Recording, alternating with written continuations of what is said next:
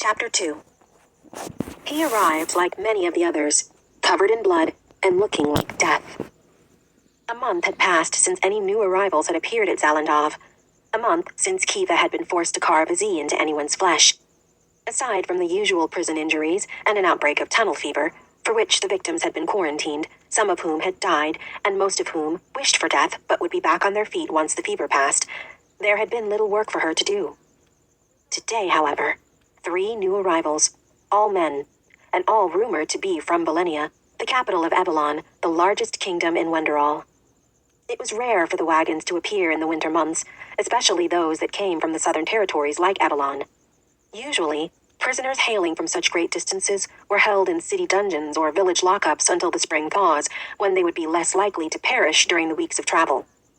Sometimes the guards themselves didn't survive the journey through the Belhair Desert and over the Tenestra Mountains, especially when the weather turned and blizzards swept across the pass.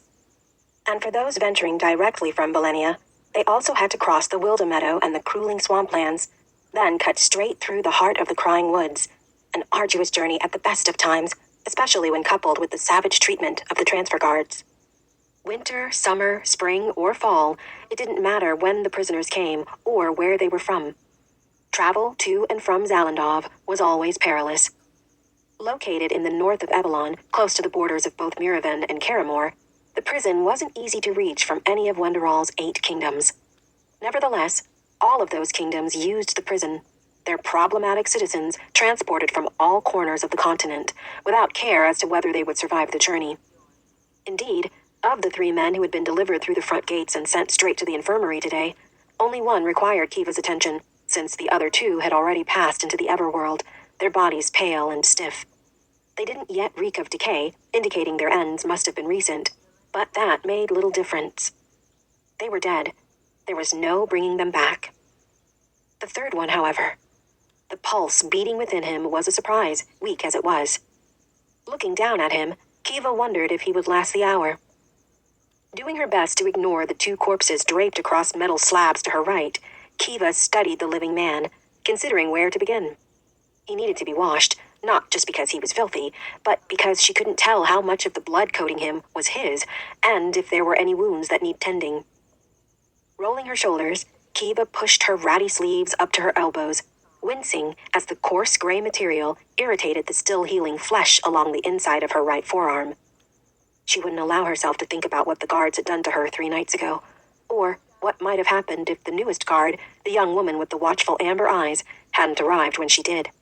Kiva still didn't know why the woman had intervened and warned the others of the warden's displeasure. The guards weren't fools. They knew that while Zalandov was ruled with an iron fist, the warden didn't condone abuse of power from his guards. That, however, didn't stop them from violating the prisoners. They just took care not to get caught. The newest guard hadn't yet lost the spark of honor, of life in her amber eyes, which usually faded after the first few weeks at the prison, turning into bitter resentment. It was the only reason Kiva could come up with for her interference. But as grateful as she was, she now felt as if she owed the amber-eyed guard, and it never boded well to owe anyone anything at Zalandov. Stifling her troubled thoughts, Kiva collected a wooden pail of fresh water and returned to the man's side. Carefully, methodically, she began to clean him, peeling away the layers of his tattered clothing as she went. Never forget, little mouse, no 2 people look the same, but we are each beautiful in our own ways. The human body is a masterpiece that deserves our respect, always. Kiva sucked in a sharp breath as her father's voice drifted across her mind. It had been a long time since she'd been overcome with a memory from her childhood. A long time since she'd heard the nickname Little Mouse, something she'd earned from squeaking audibly any time she was startled as a child. A long time since she'd felt the sting of tears in her eyes. Stop it, she told herself. Don't go there. Inhaling deeply, she gave herself 3 seconds to regain control, then resolutely continued her work. Her heart ached at the whisper of her father's gentle instruction, her thoughts involuntarily traveling to the days she'd spent in his workroom, helping with the villagers who had sought him out for one malady or another. Her earliest memories were of being by his side, fetching water, tearing linens, even sterilizing blades, once she was old enough to not hurt herself in the process. Of all her siblings, She was the one who had been born with their father's passion for healing, the one who wanted to ease the suffering of others. Now here she was, about to carve out yet another man's flesh. Her thigh itched. She ignored it. Gritting her teeth, Kiva pushed aside her memories and focused on removing the last of the man's clothes, leaving him only in his underthings. She felt no discomfort at the sight of him lying before her nearly naked. It was second nature for her to look at him with professional eyes, merely assessing the damage to his flesh. In the back of her mind, she could appreciate his toned build and the honeyed skin peeking out from beneath the blood that she continued to wash away. But rather than wonder what kind of life had led to him having such a healthy physique, and what had then led him to Zalandov, she instead feared what it would mean for him upon his awakening. He had enough muscle definition to indicate his strength, which could draw the wrong kind of attention and earn him the worst kind of job allocation. Maybe it would be better if he didn't wake up, after all. Berating herself for the thought, Kiva redoubled her efforts to clean him, aware, as always, of the guard watching her every move. Today, it was the butcher who stood in the doorway, having replaced Bones during shift change.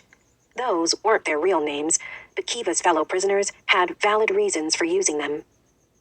The butcher was rarely seen outside of the abyss, the punishment block pressed up against the northeastern wall. His name was both a warning and a promise for all those who were sent there, few of whom ever returned. Bones, on the other hand, was seen regularly around the prison grounds, often patrolling the top of the limestone walls with a crossbow over his shoulder, or stationed in the watchtowers. While not as dread-inducing as the butcher, his predilection for snapping the bones of inmates on a whim meant Kiva was always careful to give him a wide berth. It was uncommon for either of the brutal men to be on duty in the infirmary, but the prisoners were restless of late, with winter's bite making everyone more agitated than normal. Recurrent frosts meant food rations were at an all-time low, the produce damaged by the harsh weather and limiting what the laborers could harvest from the work farms.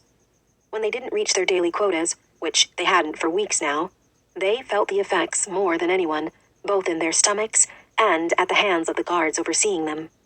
Winter at Zalandov was unforgiving. Every season at Zalandov was unforgiving, but winter was particularly hard on the inmates, as Kiva knew after 10 years of experience.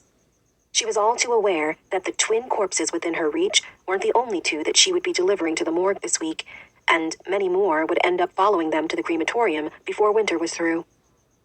Wiping the last of the blood off the man's chest, Kiva inspected his newly cleaned skin, taking in the considerable bruising around his abdomen. A kaleidoscope of color blossomed on his flesh, indicating that he'd taken more than one beating during his trip from Belenia. But after some careful prodding, Kiva was confident there was no internal damage. A few deeper cuts would require her attention, but they weren't enough to warrant the amount of blood that had coated him. With some relief, she was beginning to realize that the most grievous wounds must have belonged to his deceased companions, and perhaps he had attempted to save their lives by stemming the flow of blood, albeit in vain. Or perhaps he had been the one to kill them. Not everyone sent to Zalandov was innocent. Most weren't. With only a slight tremble to her fingers, Kiva turned her attention to the man's face. Having focused on checking his vital organs before all else, she'd yet to clean away the blood and grime, so it remained thick enough to make it difficult to distinguish his features. Once, she would have begun her work at his head, but she'd learned years ago that there was little she could do when it came to brain damage. It was better to focus on putting everything else back together and hope that the person in question awakened with their wits intact. Peering from the man's filthy face to the equally filthy water left in the pail, Kiva bit her lip as she weighed her options. The last thing she wanted was to make a request of the butcher, but she needed fresh water to finish her work, not just to wash his face and hair, but to more adequately clean out his wounds before stitching them. The patient must always come first, little mouse. Their needs before yours, every time.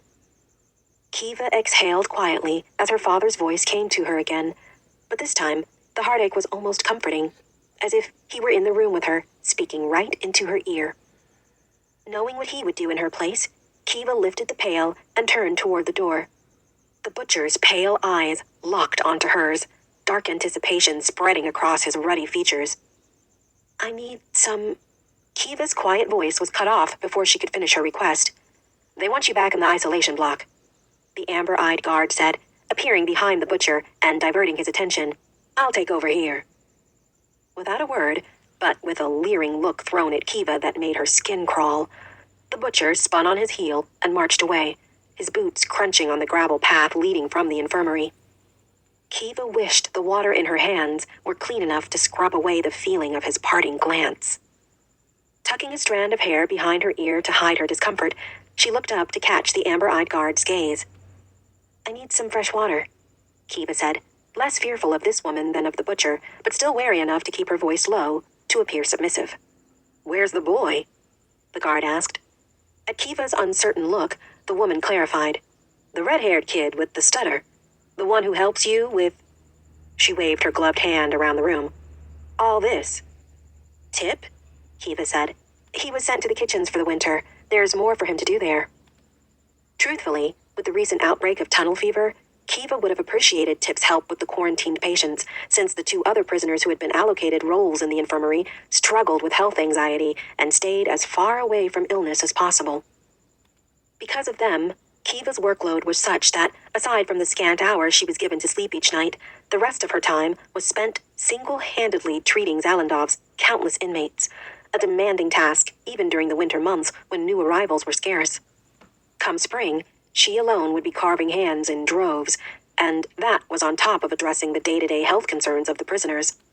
But at least then, Tip would be returned to her, and could take some of the pressure off, if only by assisting with small tasks like stripping the beds and keeping things as clean as possible in their markedly unsterile environment. Now, however, Kiva had no helper. She was on her own. The amber-eyed guard seemed to be considering Kiva's words as she took in the room, noting the grimy-faced, heavily bruised, half-naked survivor, the two dead men, and the filthy bucket of water. Wait here, the guard finally said, and then she was gone. Chapter 3.